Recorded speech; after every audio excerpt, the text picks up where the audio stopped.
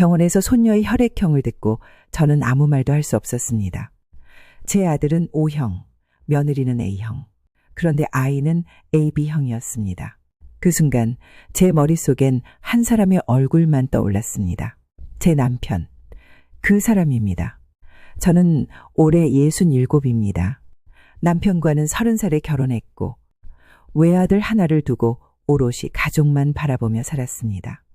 아들은 대학 졸업 후 대기업에 취직했고 결혼할 때 며느리를 처음 봤습니다. 처음엔 걱정도 많았습니다. 도시에서 자란 데다 나이도 아들보다 1살 많았거든요. 어머니, 김치 진짜 맛있어요. 담그는 법 좀 알려주세요. 아유, 요즘 애들이 어디 김치 담가 먹어. 그냥 사 먹어. 시간이 흐르면서 며느리는 정말 내 딸처럼 느껴졌습니다.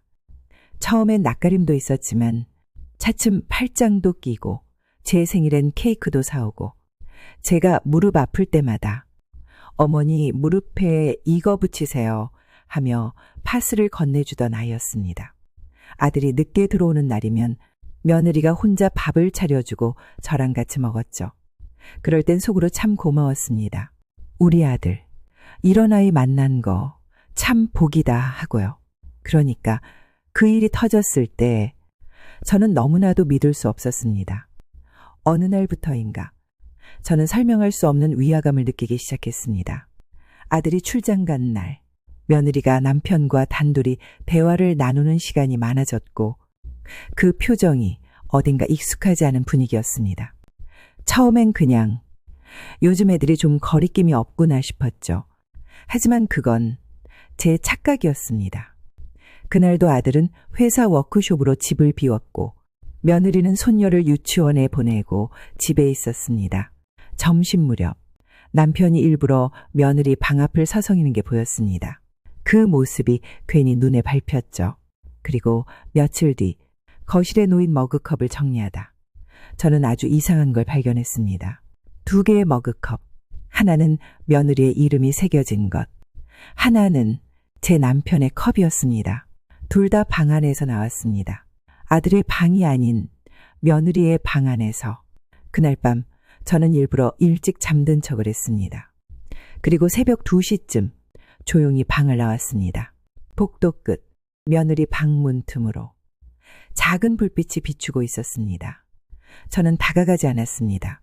문을 열지도 귀를 대지도 않았습니다. 하지만 그 순간 문 너머에서 들린 익숙한 목소리. 지금만큼은 아무 생각하지 말고 그냥 날 봐줘. 그 말 듣고 제 심장이 멈추는 줄 알았습니다. 내가 수십 년을 함께 살아온 사람, 내 남편, 그리고 내 아들의 아내. 그날부터 저는 남편과 며느리의 모든 행동을 기록하기 시작했습니다. 일기장 한 권을 꺼내 언제 누가 어디서 무엇을 했는지 하루도 빠짐없이 써내려가기 시작했습니다. 착각이 아니기를, 제발 아니기를 바라면서도 이미 제 마음속 깊은 곳은 모든 걸 알고 있었습니다. 사건의 실마리는 정말 아무도 예측하지 못한 곳에서 시작됐습니다. 손녀가 갑자기 고열로 쓰러졌고 119를 불러 급히 대학병원 응급실로 이송됐습니다. 아들은 출장 중이었고 저는 며느리와 함께 병원으로 달려갔습니다. 긴급 수혈이 필요합니다. 가족 중 혈액형 아시는 분 있으세요? 아이는 AB형입니다. 저는 A형이고요. 남편은 O형이에요. 죄송하지만 부모가 A형과 O형일 땐 아이에게 AB형은 나올 수 없습니다. 혹시 친부가 따로 계신 건가요? 그 말을 들은 순간 제 머릿속은 텅 비어졌습니다. AB형, O형, A형. 수학도 아니고 과학도 아니었습니다. 그건 현실이었습니다. 저는 떨리는 손으로 휴대폰을 꺼내 검색을 해봤습니다. A형 플러스 O형, AB형, 자녀 가능성. 답은 명확했습니다. 없음. 그날 밤 저는 아무 말도 하지 않았습니다. 손녀는 다행히 큰 이상 없이 회복됐고 며느리는 눈물을 보이며 아이를 안고 병실에 앉아 있었습니다. 하지만 저는 그 병실 바닥이 무너지는 기분이었습니다. 며칠 뒤 저는 아들에게 아무 말도 하지 않은 채 비밀리에 유전자 검사를 진행했습니다. 아들, 손녀, 그리고 남편. 3주 후 병원에서 결과가 도착했습니다. 아들과 손녀, 북의 유전자 불일치. 남편과 손녀 99.98% 일치. 그걸 보는 순간 손끝이 얼어붙고 눈물이 왈칵 쏟아졌습니다. 내 남편이 내 며느리의 아이의 아버지였습니다. 유전자 검사지를 손에 쥐고 저는 며칠 울었습니다. 울다가 멈췄고 멈췄다가 다시 울었습니다. 그리고 다짐했죠. 이젠 끝장을 봐야겠다. 그날은 평범한 일요일 저녁이었습니다. 아들 부부와 남편, 그리고 온 가족이 거실에 모여 식사를 하고 있었습니다. 저는 밥상을 치우고 나서 하나의 봉투를 식탁 위에 올려놓았습니다. 이거 병원에서 받아온 유전자 검사 결과야. 아니, 그걸 왜 갑자기? 어머니, 그건 왜 그런 걸 하셨어요? 내 아들과 내 손녀, 북의 유전자가 불일치하더라. 근데 이상하게도 우리 집에 있는 다른 남자랑은 일치하더라. 남편이자 너한텐 시아버지인 사람하고 말이야. 무슨 소리야? 지금 그게 무슨 말이야? 내 딸, 내가 아버지가 아니더라. 내 아버지, 그 사람 아이더라. 그 순간 며느리는 울음을 터뜨렸고 남편은 머리를 감싸며 말했습니다. 미안하다. 정말 미안하다. 그땐 실수였다. 저도 너무 힘들었어요.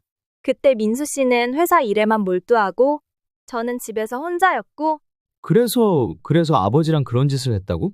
그래서 내 아이가 아니라 아버지 아이였다고? 미쳤어. 다 미쳤어. 그 집은 그날 이후로 조용해졌습니다. 아들은 그날 밤 집을 나갔고 며느리는 방에 틀어박혔습니다. 남편은 아무 말 없이 책상에 앉아 유전자 검사지만 바라보고 있었습니다. 그리고 저는 조용히 방문을 닫았습니다. 이젠 내가 할 일은 딱 하나였습니다. 그날 이후 저는 아무 말도 하지 않았습니다. 단 한마디 변명도 싸움도 없이 그저 조용히 움직였습니다. 남편이 30년간 제 이름으로 사들였던 집, 그리고 적금, 연금 통장, 전부 하나하나 다시 정리하기 시작했습니다. 이제야 알겠더라. 내가 뭘 위해 살았는지, 누구를 위해 참고 살았는지. 하지만 이제부턴 내가 나를 지킬 차례다.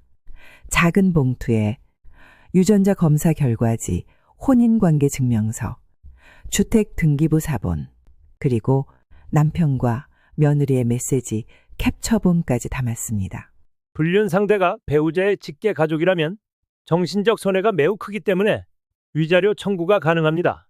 재산 분할 시에도 명백한 혼인 파탄 사유가 되며 가정 파괴 책임이 두 사람 모두에게 있는 만큼 이중 고소도 가능합니다. 그 말에 고개를 끄덕이며 저는 고소장 2장을 책상에 올려놨습니다. 피고 1. 남편 박두치 혐의, 혼인 파탄 책임, 정신적 피해 배상. 피고 며느리 김고은 혐의, 간통, 가정 파괴, 유전자 조작 은폐. 이제 법으로 얘기하겠습니다. 남편은 법원에 서서 한마디도 변명을 하지 않았습니다. 그저 죄송합니다.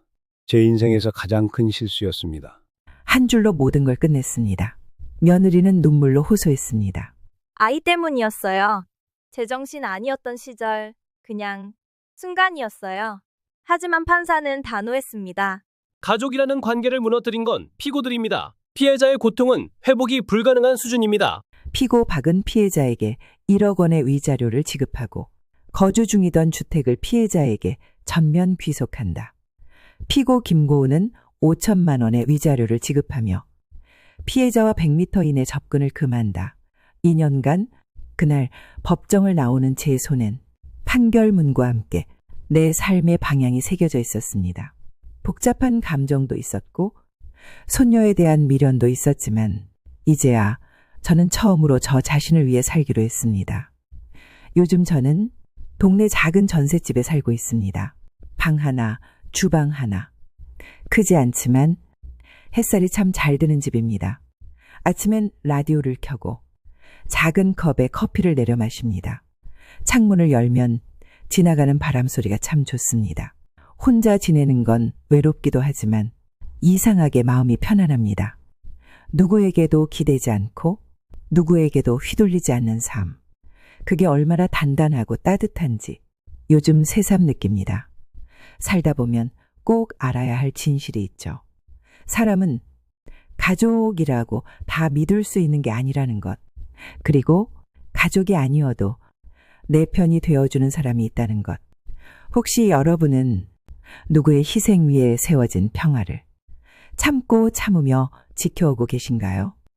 혹시 가족이라는 이유로 자신을 너무 오래 포기해 오진 않으셨나요? 나레이션 단단하고도 따뜻한 목소리, 이야기를 전하며 저는 조금씩 제자리를 되찾아가고 있습니다. 이제 저는 더 이상 누구의 엄마, 누구의 아내가 아니라 온전히 나로 살아갑니다. 자막. 용서는 때로 있는 것이 아니라 나를 지키는 가장 강한 선택입니다. 이 이야기를 보신 여러분, 혹시 여러분에게도 누군가에게 털어놓지 못한 상처가 있으신가요? 그 이야기를 이곳에 남겨보셔도 좋습니다. 우리 모두는 누군가의 아픔을 들을 줄 아는 사람이니까요.